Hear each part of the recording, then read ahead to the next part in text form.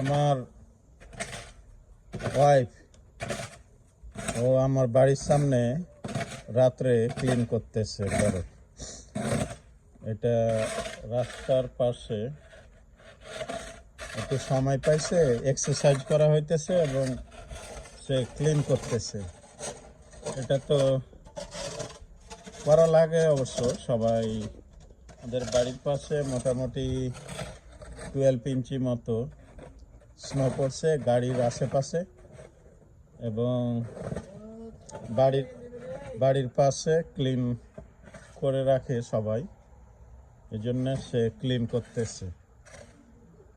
তো আমাদের বাফলোর new York ঠান্ডা হয়েছে নাকি? তোমার হেল্প লাগবে নাকি?